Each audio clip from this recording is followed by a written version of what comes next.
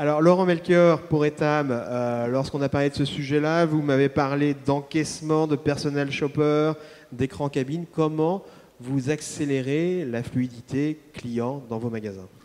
Alors, avant d'expliquer comment on fluidifie, je pense qu'il y a un point, si je me permets, c'est l'émotion, parce qu'on parle de fluidité, etc. Donc, on est très...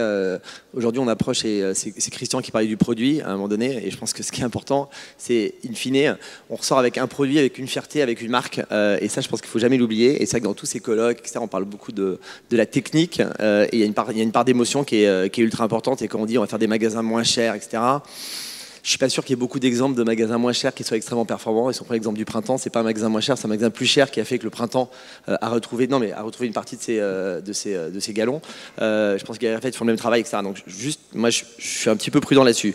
Maintenant sur la fluidité, c'est sûr qu'aujourd'hui, on va sur Amazon, on monte sa tête, on monte son empreinte digitale, on a le produit qui arrive demain à la maison.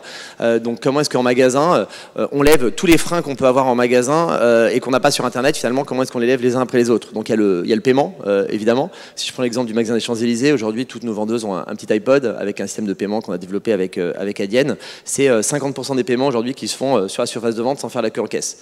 Donc le magasin a ouvert le 16 décembre, c'est une solution qu'on a développée en interne.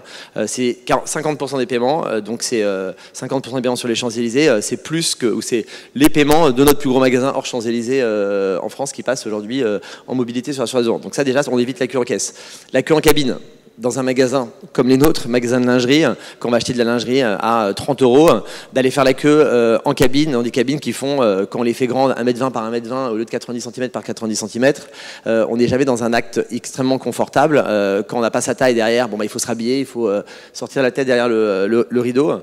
Donc on a lancé depuis vendredi dernier ce qu'on appelle le Try at Home, c'est-à-dire que comme Internet, je prends une autorisation de carte bancaire avant le départ des produits de l'entrepôt. Nous, sauf qu'aujourd'hui, on prend l'autorisation de carte bancaire, on vous connaît, vous avez une semaine pour essayer les produits tranquillement chez vous et avec une étiquette, nous jeter le sac en magasin sans même passer par une hôtesse de vente et on va vous débiter la différence.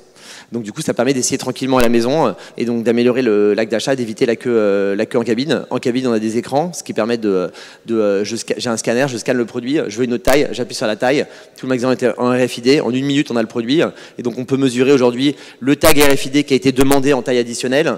Dans la demi-heure, quand il passe en caisse, puisqu'une RFID, donc on n'est plus sur un SKU, mais on est vraiment sur ce produit-là qui passe en caisse dans la demi-heure, c'est 3% du chiffre d'affaires.